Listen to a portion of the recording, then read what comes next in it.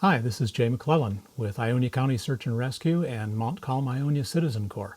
This video is an introduction to search and rescue, and that's a term that means a lot of different things to different people. So this video focuses on what it means to our group. We're located in southern central Michigan, where we have mostly farm country and a mix of open land and wooded areas, but not a lot of highly technical terrain, no mountains, no cliffs, no large areas of wilderness. So this focuses on search and rescue in that type of environment.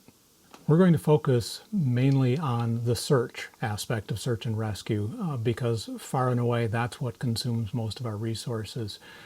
So we're not going to talk a lot about rescue because mostly that's handled by other first responders in our area, and search activities are principally carried out by sheriff's deputies and citizen corps members.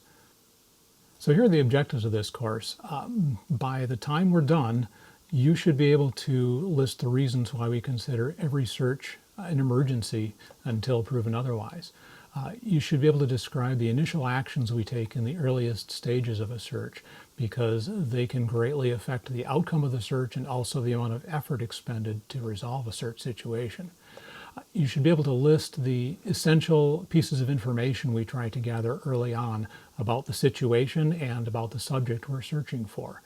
You should be able to understand and explain how important it is to confine a subject to within a given area and to constrain the size of the search area that we have to explore, because that can greatly affect the amount of resources we have to expend. I'm going to go over 7 different types of searches that we use, and you should be able to list them and explain basically what they mean and explain the pros and cons of each one. You should understand that most of the searching we do is visual in nature. We use our other senses too. We're certainly listening for things, but primarily we're looking for things. And you should understand some aspects of vision theory as it pertains to search activities. You should be able to describe what you're going to do to safeguard your own personal safety. That's of the utmost importance, and you should be able to list out personal protective equipment that you'll be carrying and also other equipment that you'll be required to carry during search operations. And finally, you should be able to explain the importance of documentation, documenting what we do for accountability reasons, and also how we fit within the incident command system that is used to guide incident response really throughout the country. So let's start with some basic definitions. I'll define other terms as we go, but let's just start out with what is search and rescue. We define it as applying all the resources that we have available to locate and assist persons either known or feared to be in potential or actual distress. Now there's a lot of flexibility in that definition, and that's because honestly in most situations we have a lack of information about the nature of the situation. We don't know whether a person is in potential or actual distress or not. We don't know if they're lost in the woods or over at a friend's house. And so we define search and rescue fairly broadly, and we really have to deal with a lot of possibilities until we resolve a situation. Rescue, we always assume we're in a rescue mode with a live subject until proven otherwise. And in rescue, we strive for a rapid response because that's what's going to maximize our chances of getting a positive outcome. And in rescue mode, we may choose to accept a higher level of risk, personally, compared to recovery mode.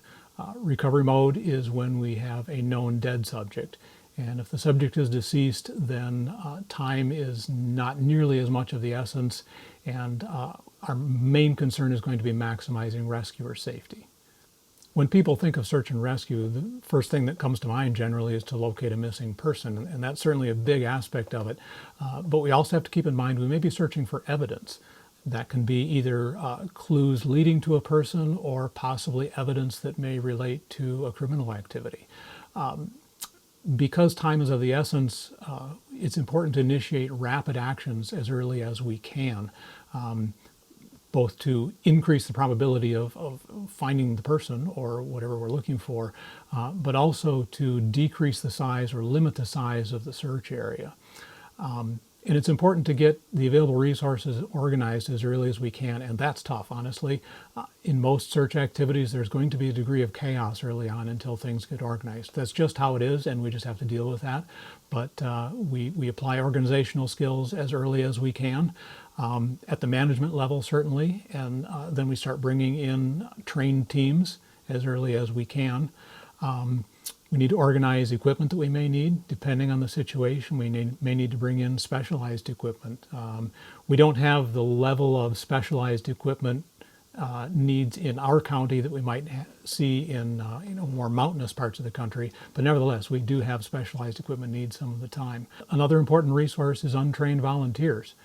Organizing them is a real challenge. We wish we could resolve every single search situation with an unlimited supply of trained search teams.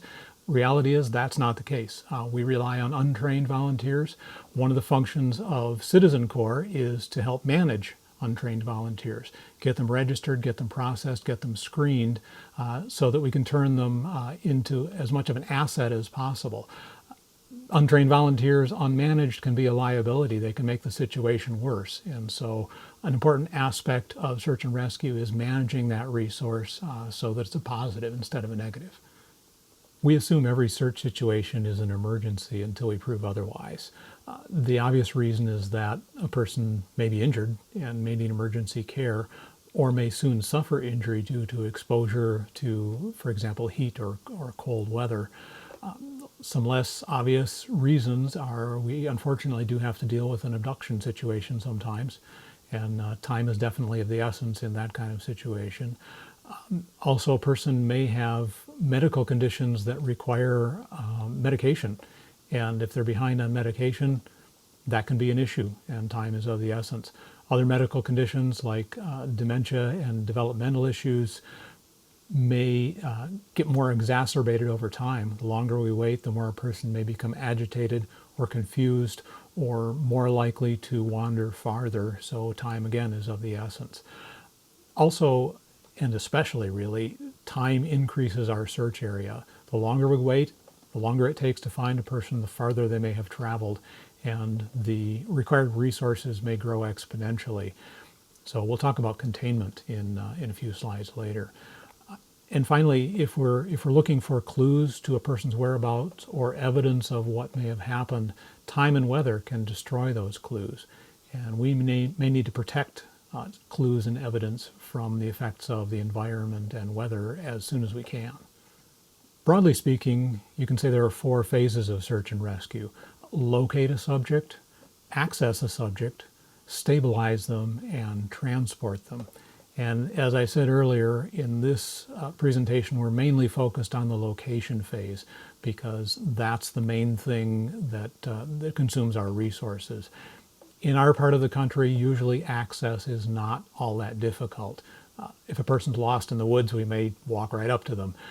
We don't generally find ourselves rappelling down cliffs or other technical situations, but it can happen. We do have some steep terrain in our area. We do have some water that can be difficult to access, so it may become necessary. Stabilize and transport really is outside the scope of this presentation because it's outside the scope of our group.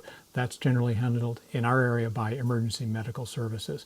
We might need to assist in rare cases of transporting a person, maybe bringing them to an ambulance, for example, over some rough terrain, but that's very uncommon for our group. The initial actions we take in a search situation can have a large effect on the outcome and on the amount of resources expended to achieve that outcome, hopefully positive. So among initial actions, we need to evaluate the problem objectively. What do we know versus what do we suspect? And that will change over time. We gather information continuously and review it continuously, and what we know is going to change. Sometimes we think we know something in the beginning and then find out otherwise. So we need to be objective about that and continually evaluate resources we're likely to need. It's important to do that early. If we're going to need to bring in search teams from outside our area, we need to make that call as early as we can because it takes time to bring people in. Equipment, same thing. We need to evaluate initially what is our weather picture. Do we have a time window where we'll be able to search or not due to inclement weather? what does the area look like? What does their accessibility to the area look like? Determining that early on can help us manage resources. Confinement is key. I'm going to talk about that more. I've said it before, and I'll say it again. Confinement really early on can have a huge effect on the amount of effort required and on the outcome. Protecting clues and evidence early on. Protecting the place last seen, PLS is place last seen or point last seen of a subject. Protecting that because there may be additional clues and evidence in that location. We may need to protect scent articles for dog teams. And that's something that people don't necessarily think of early on, and you need to keep that in mind. Touching an item may make it less useful for a canine unit to help find a person. And finally, searching. We do get searchers out into the field as early as we can, doing some forms of search, and I'm going to talk about that momentarily.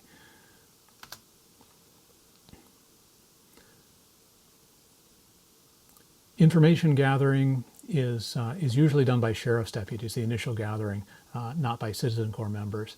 And one of the first questions to ask is, do we actually have a subject and is there a problem? Sometimes the answer is no. Sometimes we have someone suspects a person may be missing, but if we don't have a definition of a problem, we may find that the person is not in fact missing. So it's important to ask that early on. It's important to record and document who is providing the information. We may give a different level of credibility to a parent versus a casual bystander. So it's important to know where's the information coming from. It may come from different sources, and we may get conflicting information from different sources, and we have to sort that out. Where, as it pertains to the subject, where were they known to be? Where are they supposed to be? That's obviously where the search is likely to start. But recording that, again, from different sources, we may get different answers. When was the person last seen exactly? When were they suspected to be in a position or known to be in a position? That's going to help establish a timeline of how far they may have traveled.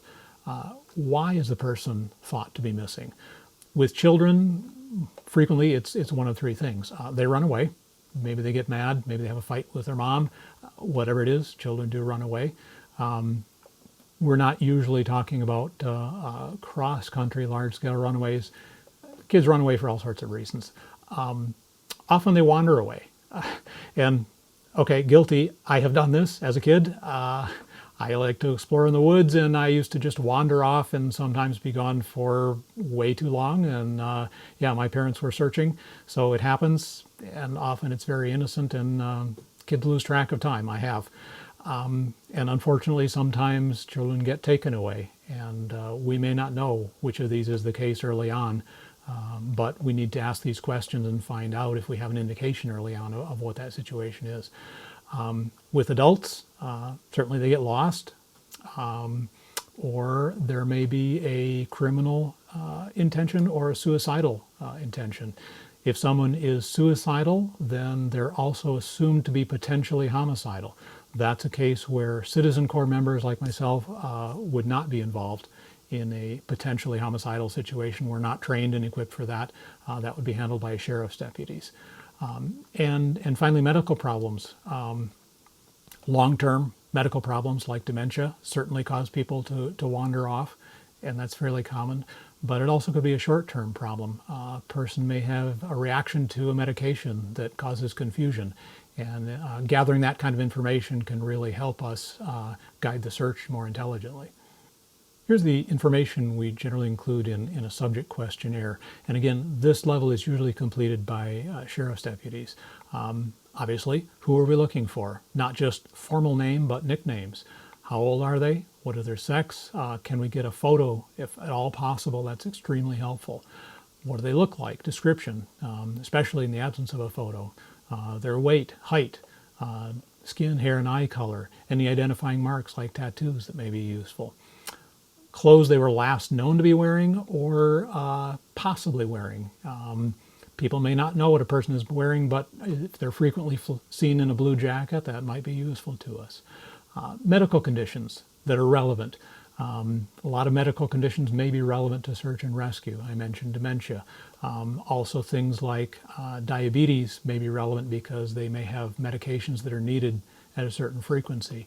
And they may be seeking those out or may be impaired due to lack of medication. Can we find out their frame of mind? Are people thought to be suicidal? Are they having family problems? Are they depressed, confused? Or are they relatively competent? And maybe we don't know a reason mentally why they would be lost.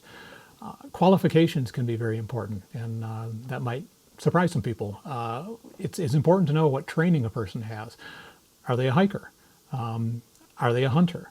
Do they have outdoor survival training? That can help us make decisions about their likely distance traveled, and also their ability to, for example, survive outdoors in freezing temperatures, and that may help us guide our efforts more intelligently. What equipment do they have with them, and know how to use? Do they have extra clothing, food, water? Do they have a GPS? Do they have outdoor camping equipment with them? That may indicate that they're more likely to be able to survive in cold weather, for example. Do they have a light source or not? If they're lost at night and we know they probably don't have a light source, they're less likely to travel very far. Do they have a cell phone that we can call? That's an easy one. Do they have a weapon? We need to know about that. Fears. Are they afraid of water, dogs, people, busy places, highways?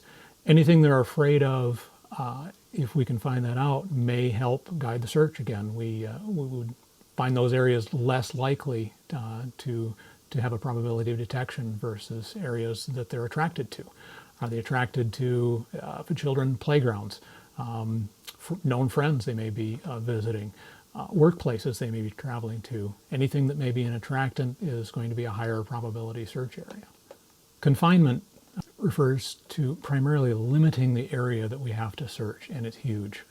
Or hopefully the area is not huge. We want to do this as soon as we can and as much as we can, because for example, if we go from a 1 kilometer search radius to a 3 kilometer search radius, that's about 10 times the area we have to cover and 10 times the effort. And if we can keep a person contained or keep our knowledge that we know they're within a certain area, that can be extremely helpful. We can use perimeter patrols. People on bikes and ATVs, possibly in cars, possibly moving, possibly stationed. For example, at an intersection. If an intersection of roads has good visibility in 2 directions, we can station people at that intersection to watch for anyone crossing. And that can really help us constrain the possible search area. It's also a good role for anyone not able to, any of our people not able to actually participate in searches, in searches out in the environment. If someone shows up with a sprained ankle, they are still useful. We can station them at an intersection and use them for containment purposes, and that's fine. There's a lot of science and a book by this name about lost person behavior. And one important aspect of it is using categories of people and historical search data to help us predict where we're going to find a person and how far away we're going to find a person. So here's some examples of typical median and 90% probability distances where people have been found in various categories. So for children under the age of 6 and under, typically, most commonly, they're found about half a mile away, but for 90% probability, up to 1.5 miles. If we look at elderly people, it's about double that. And again, it varies greatly depending on the situation, terrain, and other things, but if we look at median location range, elderly is often found up to 1 mile away. They tend to wander, and they can go pretty far. They can go a few miles. If we look at hunters and hikers, it's again about double. Not surprisingly, hikers aren't there to hike, they're out there to travel. And so we're looking at, even at the median detection range of a couple of miles, and to be 90% probability of detection, we're looking out 5 miles. That's a pretty big radius. So knowing these characteristics about the person early on can really help us make some useful predictions about their behavior and about where they're most likely to be found. I'll talk about 7 different types of searches, different types of search techniques that we use. And I'm going to go over each of these in more detail, but I'll give you a quick overview. Our initial search is done very early on, usually by sheriff's deputies, and usually looks at where a person is supposed to be. It may be in an obvious place. They may be in the backyard and gone unnoticed, or they may be up in the attic, or down in the basement, or at the house next door.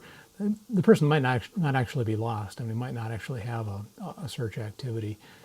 Often we get an early resolution of that, and it can save a lot of resources if we can. A hasty search, failing the initial search, is a way to quickly cover some of the most likely places. We can start it at pretty much as soon as we have any trained searchers available. We can send them off into likely areas. It's a very unstructured search. They move quickly, cover a lot of ground, and look at likely hiding places, likely places for a person to get lost or hurt. A loose grid search, if the hasty search fails, is sort of the middle ground. That's where we spend a lot of our time, is in a loose grid search mode. We're spread out considerably more. That's what most people think of when they think of search and rescue, is a long search line moving through the woods. And gives pretty good coverage, moderate probability of detection, and moderate usage of resources. Failing that, we may move to a tight grid search. And a tight grid search is where we're working quite close together. It's slow going, it's intensive, and has a good probability of detection. And we may also get into a very tight search if we're looking for evidence, things like a shell casing or a weapon, something small. Then we may be doing shoulder-to-shoulder searching, and it's very time-consuming and very intensive. We also have a couple of specialized types of searches that we may do sometimes. Choke point search is for situations where we have a choke point, such as a bridge over a river. We may be able to station people at the choke point and then drive a search team toward that point. A track trap search, similarly, if we have the situation that supports it, would be looking for an area where we can see tracks in snow, sand, mud, and we can either determine that a person has been there, or it's also very useful to determine that a person has not been in that area. The initial search assumes that the person really wasn't lost to begin with, and maybe it's just been overlooked. We look in all the obvious places, usually sheriff's deputies. Certainly the person's home, far and away, is the most likely place to find them. Vehicles nearby, outbuildings, the house next door, places you would obviously look for a person. And the goal is to resolve the situation quickly, and sometimes we can. It may be done by deputies or other first responders, but usually not by Citizen Corps members, because we're usually being dispatched at that time and haven't arrived yet. It's also the time to gather information as the search and rescue teams are being deployed. So this is where deputies will be filling out initial subject questionnaires, interviewing people, trying to gain information we can use to plan a search if it goes to the next phase. A hasty search is a way to cover area quickly using usually teams of 2 very trained searchers. We usually place them into an area and give them free rein over how they're going to cover it. They might use vehicles like mountain bikes or ATVs, or maybe on foot. It's generally done in a virgin area, an area that has not been searched before, and we may be looking for people or clues in the area, most commonly done for people. It's going to focus on areas where a person might be injured, cliffs, caves, wells, tangle hazards, ditches, any place that's where an injured person would be likely to be found. Places a person may stop, an injured person in particular, may stop for a rest. Playgrounds, hangouts, any place that's likely to attract children or other people. Obvious places to search as early as we can. And also, as we're doing this, we're keeping an eye out for tracking signs, footprints, broken branches if we can, anything that might guide future search efforts. Probability detection is not bad. 30 to 40% we'd say is moderate. So often we can resolve a search early with a hasty search. It's definitely worth doing. And it allows us to get people, trained people, out into the field very early, because it doesn't take a great deal of planning at incident command. But communication back with incident command is very important. As a hasty search team is searching, as soon as they find a clue that may help guide additional efforts, it's important to relay that back as soon as possible. Obviously, if they find the subject, we relay that as soon as possible. Also, they may determine that an area is just not worth searching any further.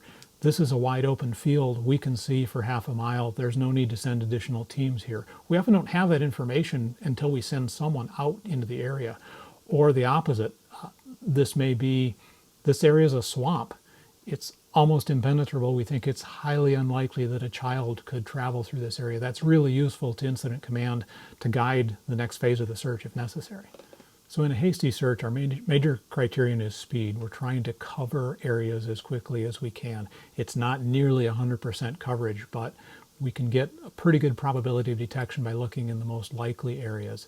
Usually we wouldn't spend more than a couple of hours in this phase before we get organized search teams out and start doing grid searches. Usually we would stay within 2 miles. Again, that's guided by the type of person. With a child, it might be quite a bit closer than that. With a hiker, it might be quite a bit farther than that. So we have to guide that based on what we know about the subject. There may be private property issues, and if we're prohibited from searching on a private property, that's okay. We just need to document that, relay the information to Incident Command that it's not been searched, and we move on. There can also be in this phase some passive search techniques. Phone calls, obviously. Call a person, but also call neighbors, call friends. That's, again, a role that we can use. We can place searchers who are not able to actually go out into the field if anyone's injured or not physically able to go through the woods. We still have uses for those people to do some passive search techniques. We can call friends' houses. We can contact hangouts. We may send a person to hangouts away from the area where a person may have traveled to. And we can also use some sound attraction techniques. If we think a person is lost in the woods, using a PA system or a siren, if we have a sheriff's vehicle, can give them a sound source to travel to. And sometimes that's effective. If a person is disoriented in the dark in the woods, they may just need a sound to follow, and sometimes that's effective. And it's certainly worth doing because it doesn't take a great deal of manpower to do it. A loose grid search is often how we spend much of our time if a search activity progresses to that phase. It's fairly labor intensive and it can cover a wide area. It can involve a lot of searches. Generally, it's done with a clearly marked out area on a map, so it requires some search planning. Usually 3 to 7 searchers in a search team for a given grid, and their responsibility is to cover that entire area as best they can. And certainly we're going to focus it initially on the most likely areas. We're not going to blindly search the surrounding area, but assign grids with the highest probability first, and then move to lower probability areas. Searchers in a loose grid search are each assigned a lane to travel in as we move a search line through the area, but searchers are not expected to walk in a straight line. They're expected to wander purposely, intentionally wander back and forth in their lane, looking up and down and around and over things. We get better coverage that way. We generally set the spacing of searchers, certainly no more than voice distance. We must be able to hear each other, but usually quite a bit closer than that within visual distance, and it depends on the terrain. We may space people out 20 feet in fairly congested, close terrain. We may have them 100 feet apart in a cornfield. It just depends. And so we have to make intelligent decisions about that. And that's generally left up to the search team leader. The planners are not going to decide that. The search team leader has to make tactical decisions about that. We have a moderate probability of detection, 30 to 40%, which is not bad. And if necessary, we may need to proceed to a tight grid search or other techniques, but this is still where we spend, I think, the majority of our time. So here's a depiction of a loose grid search pattern. We have searchers, usually 3 to 7. It can be more if we can manage it, but 3 to 7 is usually an optimal number. Those are the people searching in a search line, and then we have a leader behind them who is not searching, who is guiding the team. And that's important. The leader is not a searcher. The leader is a leader. And believe me, it can be a full-time job to maintain the line, maintain the course, make sure we're navigating correctly and covering the area correctly. And we sometimes use this with untrained searchers, and it's even a bigger job for the leader to try to maintain safety and other things. So searchers are wandering back and forth purposely over the area. We try to cover the whole area, but it is possible to miss things. So the biggest advantage of a loose grid search, we can deploy it pretty quickly. We really just need 3 to 7 people to cover an area. We need to decide where the areas are. We can get a pretty wide coverage with limited resources. It is possible to do this, as I said, with untrained searchers and a trained leader. It's by no means ideal. Disadvantages, certainly takes more resources than a hasty search. We need more people to cover an area. It's going to be slower. It requires pretty good navigational skills. And again, that's the subject of a separate presentation. At least the leader has to be able to navigate to the search area and to navigate during the search to know that they're covering the search area effectively. It takes a search planner to set up the search grids intelligently and to help determine where the highest probability grids are going to be. And we don't get 100% coverage with this. We get pretty good coverage. And that's a trade-off. It's a trade-off we have to make, that in order to cover a large area quickly, we have to deal with less than 100% coverage, but the best we can do in this mode. So a tight grid search, here's an example of a tight grid search in water, and that happens. We do aquatic searches sometimes. More often it's going to be on land. But a tight grid search, as you'd expect, is much tighter. People are much closer together. Generally, it's done in straight lines, so we're no longer having people wander back and forth in their lane, but moving in a straight line, pretty close spacing. It may be arm's length, it may be a little farther, usually not a lot farther than that. Well-defined, clearly defined boundaries. We have flankers at the end of the line, marking our boundaries very clearly with flagging tape so that we don't miss anything on the next pass. Typically we do move, take a few steps, stop, and then search in place. We're usually not searching while moving, but we walk, we stop, we search, we walk, we stop, we search.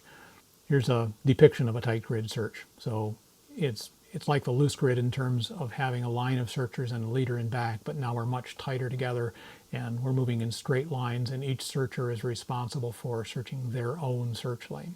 An advantage, biggest advantage of a tight grid search is high probability of detection. It's rigorous, and it also increases searcher safety. Because we're so close together, it's much less likely that we're going to lose a person or have them get injured when they have buddies to the right and to the left. And we can supplement this with untrained searchers, preferably with, certainly with a trained leader, and preferably with trained searchers on the flanks as well. Disadvantages, it just takes a lot more resources to do this. We're packed tighter together and moving much slower, and it's going to take a lot longer to cover a given area and a lot more people to cover a given area. An evidence search is really the same as a tight grid search, except it's very tight. We may be shoulder to shoulder or very nearly so. And generally it's when we're looking for something very small. It could be a weapon or a shell casing or a footprint, something that is really hard to see at any kind of distance. And so again, we have no more than 7 searchers with a leader, but we're packed quite close together. Has a very high probability of detection of an object, sometimes a subject. Usually we're looking for an object in this mode, and has very clearly defined boundaries of the search, but it's very costly. It takes lots and lots of resources, at least if we have to cover a large area. Very labor intensive, and it's going to take a long time before we have answers in an evidence search. So we do it when we have to, but usually not for a subject, usually for something like a small object of evidence. A choke point search is a technique we can sometimes use if we have a choke point, which would be, for example, a river that has one or only a few bridges across it. That's a choke point where someone would have to cross the bridge, for example, in order to move out of the area. And we can use that like a roadblock, and we can set up a search line moving toward the choke point and set up a team at the choke point watching for anyone crossing. It's also a pretty good technique for containment, where we can station people at a choke point and know if they have moved out of an area, because that would be the only path they could take if they moved out of an area. And finally, a trap search is something we don't use all that often, but we can use to detect passage of a subject through an area over snow, sand, mud, anything where we can detect traps.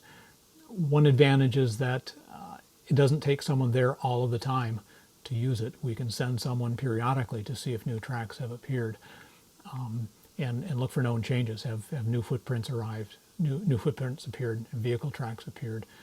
It is a good technique for containment. If we have a big open expanse of snow and we can determine there are no tracks across that expanse of snow, we can be pretty darn sure that no one has traveled across there. So it can be a useful technique when we have conditions that support it.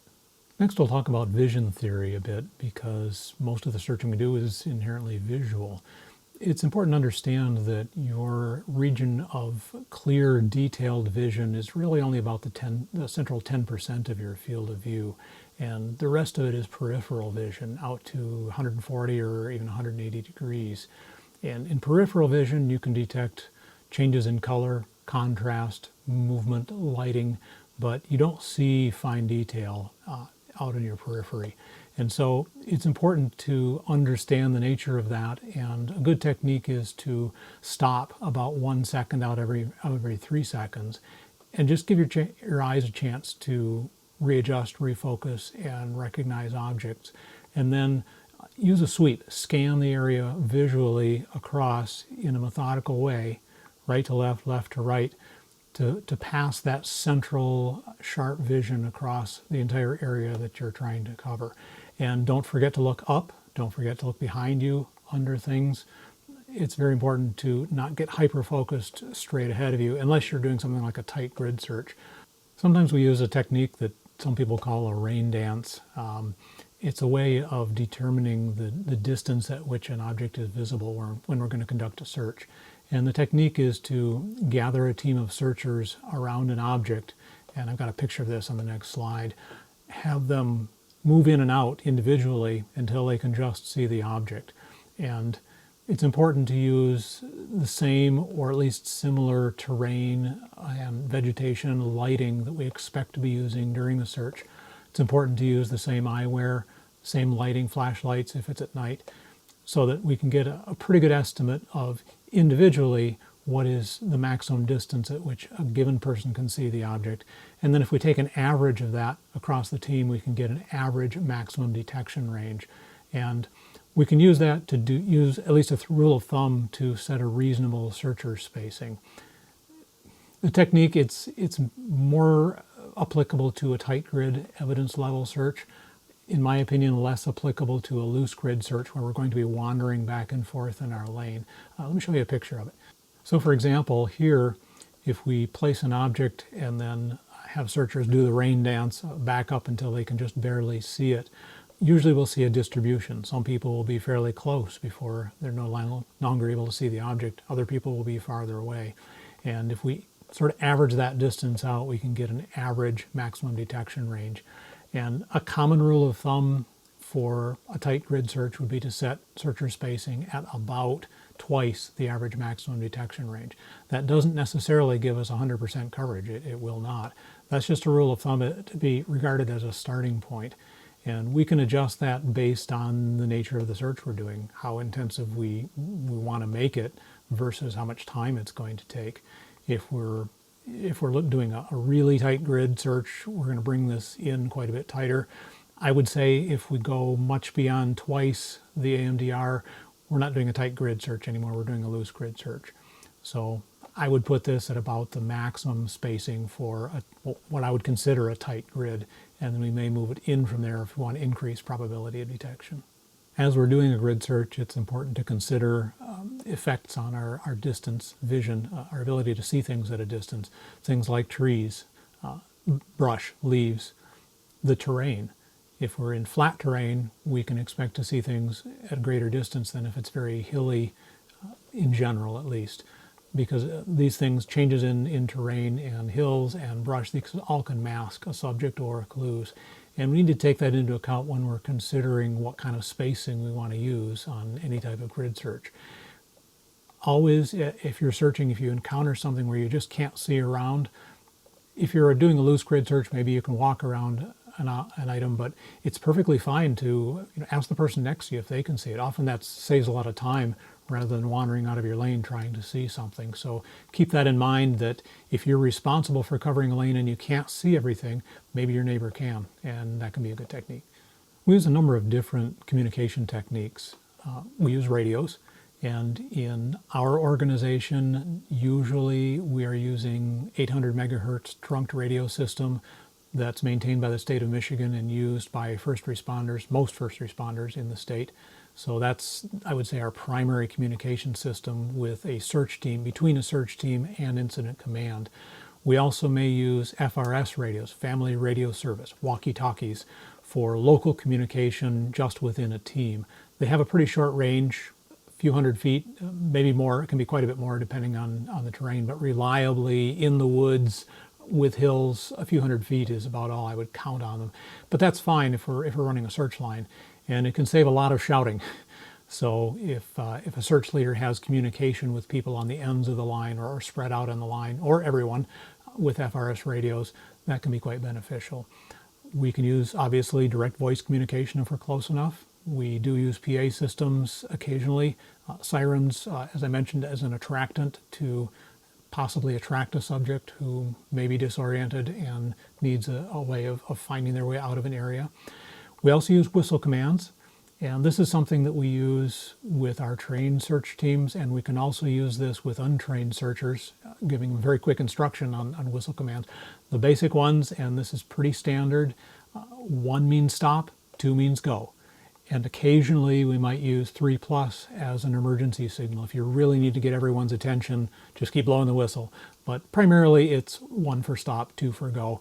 And especially when we're working with untrained searchers, I try to tell them when you hear a stop command, very often it means we're stopping the line to let you catch up if you've fallen behind because you've encountered difficult brush or maybe water or other terrain that's going to slow you down. And so stop means, unless it's an emergency and you're blowing the whistle a lot of times, stop means catch up and then stop. Don't stop back where you are, because generally we're stopping the line for you. We use flagging tape to mark our flanks. So the people on the outside of the search line will periodically place a single wrap around a tree or an object or whatever we can find that we can see. And that really serves 2 purposes. It may tell other search teams where we've been, but primarily it serves the purpose of telling us where we've been. So as we sweep around for a second pass, we can see where our flank was on the previous pass, where we left off, so we don't have gaps in coverage. We use 2 wraps to indicate a boundary of our search area, and that is primarily to communicate to other search teams. This is where we left off, or this is where we started, and the next team is going to look for that to know where they pick up in their search area. And then finally, we use 3 wraps for potential hazard or evidence, and generally it doesn't necessarily matter which, because as far as a search team goes, it means stay away from that. Avoid a hazard, but also avoiding disrupting any evidence. And if we've radioed in a location of evidence we've found, then another team or law enforcement may be looking for that to help them identify where it is. Land navigation is a big topic, and I'm only going to touch on it here in this presentation. We're going to have a separate presentation on that. But land navigation, chiefly, it's knowing, being able to tell where you are now, where you need to be, and how to get there, to put it simply. It's really necessary if you're directing a team to, and to a lesser degree as an individual searcher, to be able to cover an area effectively. You need to be able to get to your assigned search area, navigate to that, and then navigate through that area, doing sweeps back and forth, have good coverage, and know when you're done. We use, as our primary navigation system, map and compass. We use search maps, if at all possible, marked with the United States National Grid System. Those are the coordinate systems that we use. And we can use grid coordinates, and we can also use terrain association to help us map. Depends on the situation. If we're searching a cornfield, there might not be a lot of terrain to associate with. But in most cases, we can associate our position with boundaries, water, roads, sometimes houses, and also terrain features like hills and valleys and so forth. We use compass for direction finding, and we need to have good compass skills so that we can keep a team on course, so that we can navigate with just a map and a compass if necessary. And it is our primary system. We use GPS as the secondary system, and boy, it's sure convenient, and we love GPS. It's great, it's an excellent time saver, and it can make us more efficient, and it's fantastic, and we use it, but we can't rely on GPS. It's complicated technology. It does fail in a variety of ways, and it's very important to continue to use our basic map, compass, navigation skills, so that if the GPS does fail, we don't suddenly find ourselves with no idea where we are. Now, in our area of the country, we're not going to be lost, really. It's rare to be more than half a mile from a road around here, so we're not overly concerned about a search team just getting lost and having to send someone out to find them. But if you've lost track of your position, you're no longer covering your assigned area effectively. So you may not be in a hopeless situation, but you're also not effective. And so land navigation is very important for team members to be able to be proficient at. We place a very high emphasis on searcher safety, and the obvious reason is that if you get hurt, that's bad for you, but what's maybe not quite as obvious is that it really makes the entire situation that much worse. Not only have you been injured and have to deal with that, but suddenly you've taken yourself out of commission and you're no longer productive. And what's worse, if you're injured seriously, you've taken other people out of commission too, because they now have to take care of you.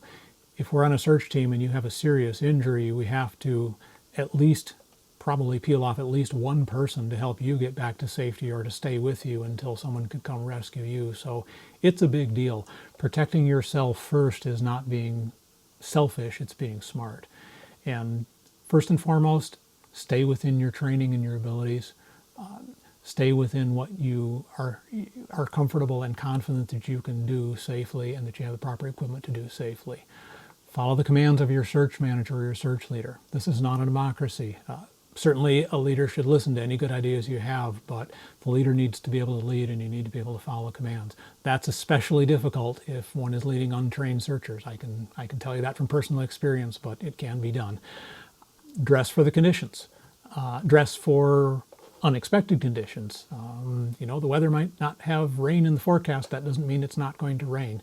And we may be out longer than we plan to. So dress in layers, dress with durable clothing, because we may encounter rough brush and other hazardous areas where it may be rough going. Hydrate. Hydration is a problem because for most of us, we don't really feel thirsty until we're already dehydrated. So if you get to a point where you're feeling thirsty, you probably have not been drinking enough. And I really have a problem with that personally. I can get very dehydrated and suddenly just realize that I'm feeling lousy. And then it may dawn on me that, gee, I haven't had fluid in a while. So hydration really has to be a conscious effort. It's not just a matter of having water with you for when you're thirsty. It's a matter of intentionally keeping yourself hydrated. So that goes along with having the right equipment. We'll talk about that in the upcoming slides. And know the proper way to use it. Don't just carry something because we say you need to carry it, but you don't really know what to do with it. If you don't, learn. Good footwear. Ankle support is very important. This is not like walking down a trail most of the time. This is going over pretty rough, uneven terrain. And I personally use fairly high boots with very good ankle support, and that's what I recommend. You can use hiking boots, low to mid hiking boots, but I recommend taller with more ankle support. I favor ankle support over water resistance.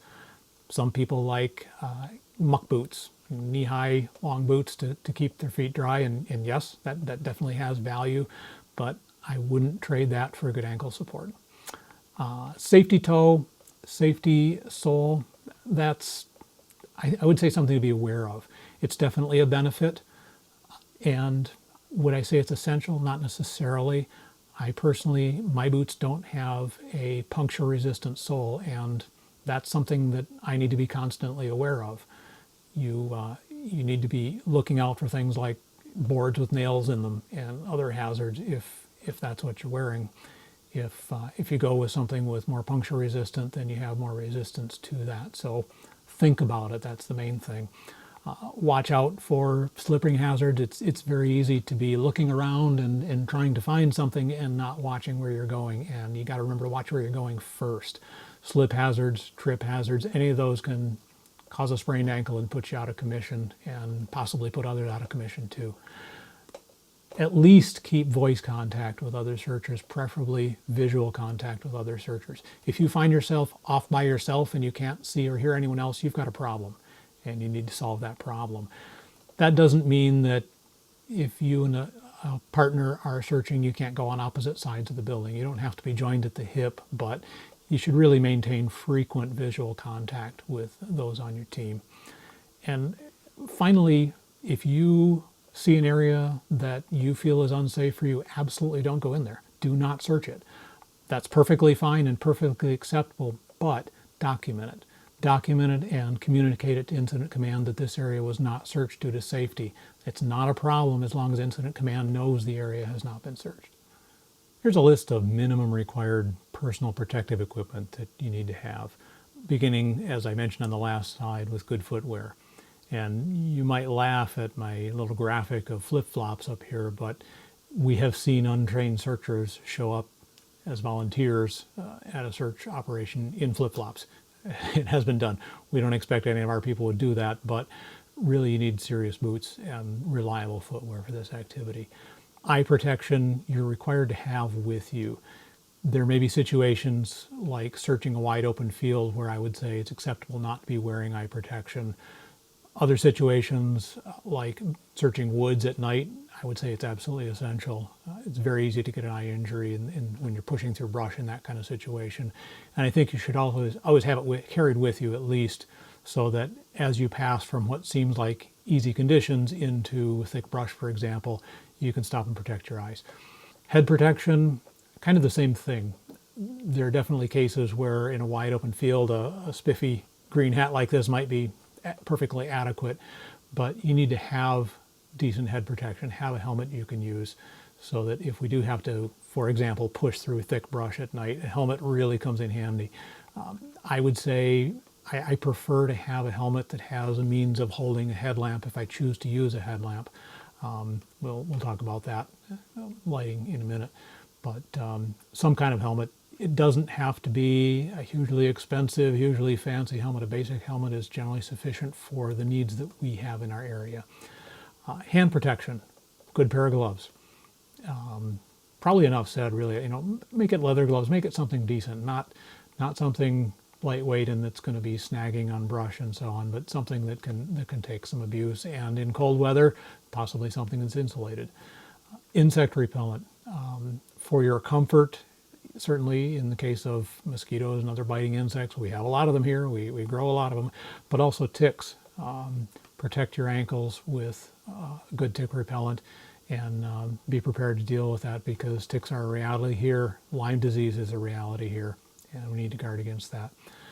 Sunscreen, we search in the sun, rain or shine, and so yes, we never know whether we're going to be out in the sun. It can turn from cloudy to sunny, and you can certainly get a sunburn on a cloudy day, so you're responsible for a good sun protection.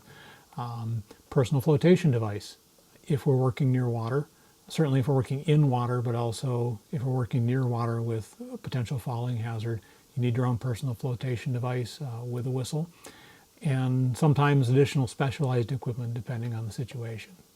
Additional required equipment, we put good health here. Maybe that's not equipment, but it's definitely a requirement. Check on your own equipment, your own body, and make a reasonable decision ahead of time. If you're not feeling well, it's not a good idea to go out and search, because you're putting other people at risk too of taking them out of commission to deal with it if you have a problem. And there are other jobs you can do. There are plenty of other roles. If you're not able to go out and pound the ground through the woods, there are other things you can do to be useful in an incident. Water, I would say, we say you should have 2 1-liter bottles. You should have the ability to carry 2 liters of water. That doesn't mean you should have 2 liters of water on your person all the time. You have to judge that based on the situation. If we're going out in very hot weather and we might be out for a significant time, then it's reasonable to have that much. On the other hand, if it's cool conditions and we expect to have a shorter mission and moderate water needs, personally, I wouldn't carry 2 liters in every situation. It's okay to carry less, but have the ability to carry it. A good flashlight. You don't need a $500, 10,000 lumen tactical light. You need just a good quality flashlight is adequate, and have 2 light sources with you. Personally, I carry a good flashlight and I carry a headlamp, which is a reasonable alternative, but it has trade-offs. I prefer a flashlight for searching because I don't have to turn my head as much to look at things. I can turn my eyes and direct the light where I want it to be. I find that more useful and less fatiguing. Also, with a headlamp, you have to be very careful not to blind your neighbor by looking at them. You can destroy someone's night vision for many minutes if you flash them with a headlamp. So be aware of that. But it's fine as a backup light source. And I actually carry a third tiny backup pen light source that's just on my person all the time as well. Carry extra batteries for your flashlight. They die. Don't assume that your batteries are going to last through an entire search. Compass. I mentioned navigation. You need a decent compass and you need to know how to use it, and we'll cover that in a separate course. Everyone should have a whistle. Doesn't have to be fancy, just a basic whistle is adequate, but you need a way of signaling other searchers around you. Two-way radio, we may have, very often we'll have just the leader of a search team issued an 800 megahertz radio. If you're issued a radio as part of your normal duties, you may have that with you. And searchers should have walkie-talkies, family radio service radios available. Doesn't necessarily mean that every searcher must purchase one and have it on them at all times. We have to judge that by the situation, but we definitely need them at some times. You should have your own wristwatch, be able to tell time without using your phone. We try not to use our phone for GPS navigation or telling time or other critical functions because the phone is a very important resource for communication. If you need to text someone or call someone, save your phone batteries for being an actual phone. Pencil and pad, low-tech way to take notes. Again, don't use a phone for that. Personally, I carry a Write in the Rain pad that I can write on in wet conditions, and I have the pen that will write in wet conditions, and I find that useful.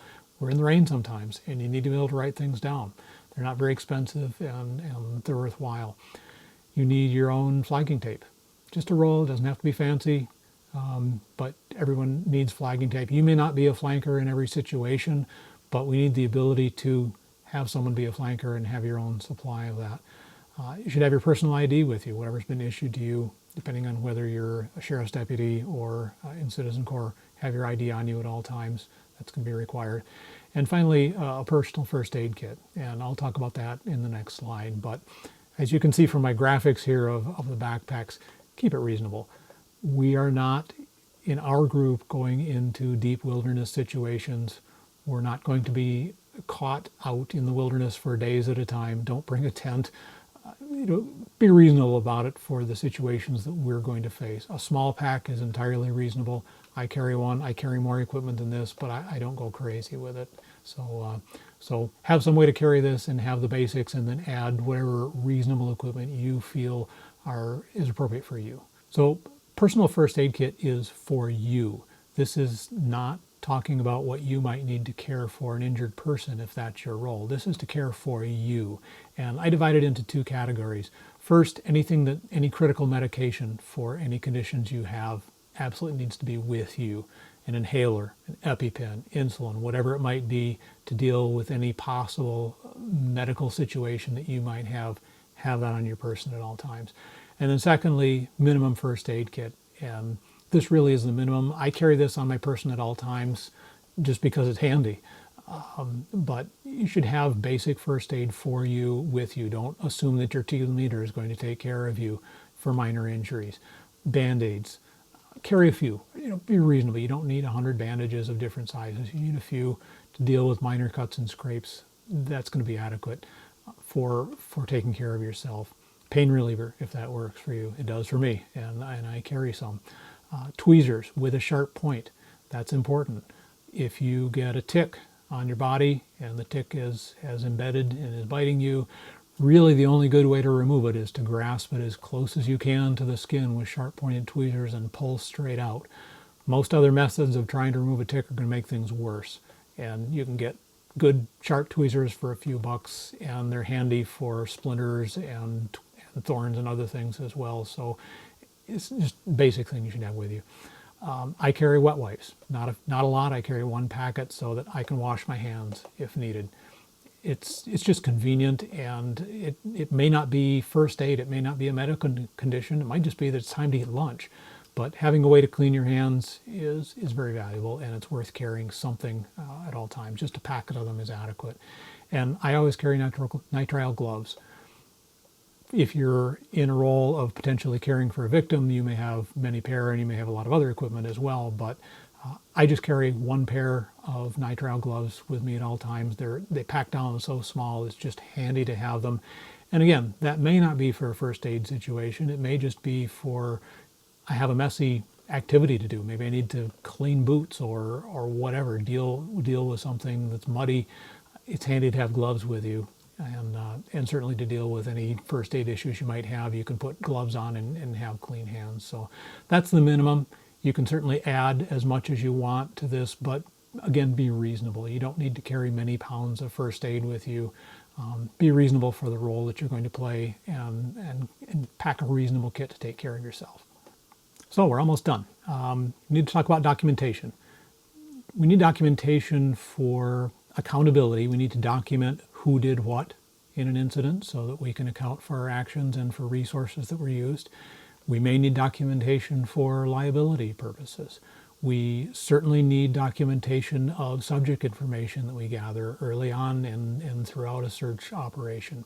We need to document the progression of a search. What areas have been searched? How many times have they been searched? With what methods have they been searched? Because that's going to guide any future search activities that we have to do as an incident unfolds. A list of clues, list of any evidence or clues that you collect along the way. Yes, relay them to Incident Command, and Incident Command certainly will be keeping a record of that, but keep a record of what you personally came upon as well. And as an incident is concluded, we may conduct a debriefing and talk about what lessons we learned. Sometimes incidents don't have a happy ending, and yet we can still learn from them. And so there still could be some benefit even if the search doesn't have a happy ending. So definitely keep track of what we've learned each time and try to continually improve. Types of documentation, I'm not going to go into a lot of detail, but at least be aware of the kinds of documentation that we need to maintain. I talked about the subject questionnaire early on. So gathering documentation of information about a subject is one area we need to cover. Incident command system, I'll mention in the next slide. Organizational chart of the incident command, another important piece of documentation. Who had what role, who was responsible for what. Incident command system has a lot of forms for things like accountability and staging of resources, radio logs, logs of clues, etc. And we also may use things like probability of detection charts as documentation of methodology we used to plan out and execute a search. The incident command system is a big topic, and I'm just going to touch on it here to make you aware of it and give you some pointers to where to go to learn more. The incident command system is pretty much universally used throughout the United States to respond to incidences large and small. As small as a traffic accident, potentially, search operations, and as large as a major hurricane. It's very scalable. But anytime we're in a search and rescue operation, we're operating within the incident command system. And it provides for organization of resources and also accountability of people's actions. And it includes a number of well-defined roles and positions to be aware of. Incident commander, having overall command of an incident. There is going to be one and only one person in complete command of an incident at a time. A public information officer who deals with the media. A safety officer responsible for things like safety training and also safety equipment, and making sure that as teams go out, they have both adequate training and equipment and aren't being sent into unsafe situations. Victim services, depending on the situation. We have victim services dealing with people undergoing traumatic upheaval of their lives. Operations generally deals with the ongoing operations of a search, ongoing activities and immediate tactical activities of a search operation. Logistics and planning are more strategic. Logistics tends to deal with things like supplies, resources of other kinds, facilities, possibly housing if an activity spans multiple days. Planning is more about planning out and feeding into the operations section, planning what's going to be our next step and our next step.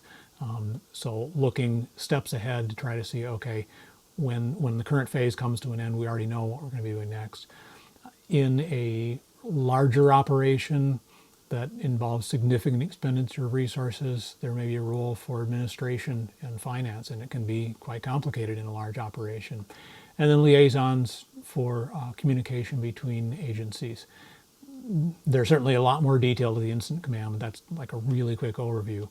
An important aspect of incident command that we frequently apply, and I've mentioned in some of the other slides, is span of control, where one person, every person has exactly one boss, and one boss has between 3 and 7 people under them, 5 being the ideal.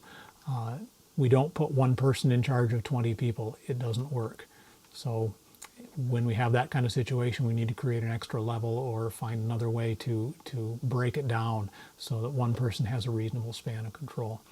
So over on the right here, you can see FEMA courses that we require. These are independent study courses. You can do them online. They don't take a long time. You can go through them in hours. So these are the FEMA courses that you should be familiar with and that you should go through.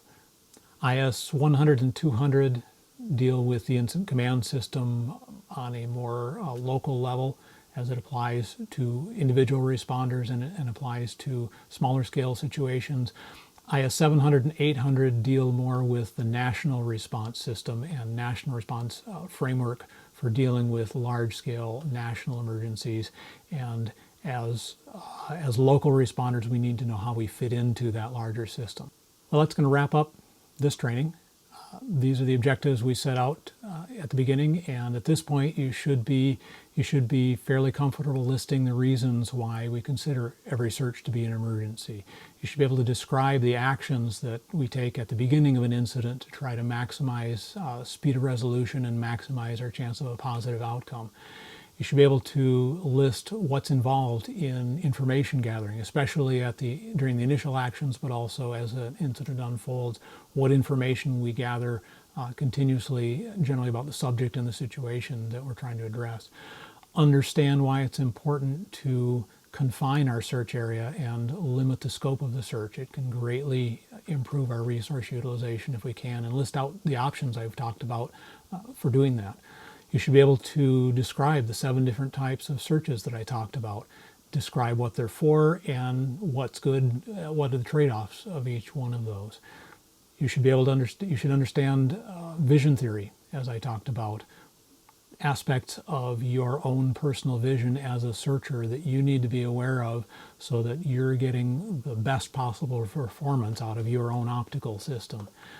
You should be able to describe what you're going to do, what you need to do to safeguard your own personal safety, what personal protective equipment you're going to use, and what other equipment you're going to be carrying. And finally, you should understand the importance of good documentation of what we do and what we have done and how you fit within the incident command system, and at least be aware of it and be aware of the FEMA courses that explain it in more detail. This concludes our introduction to search and rescue. This is a pretty comprehensive overview of search and rescue as it applies in Ionia County and Montcalm County search and rescue activities. And I think it applies equally well in most areas of the country with similar parameters, similar terrain, similar kinds of organization. And we hope you found this useful.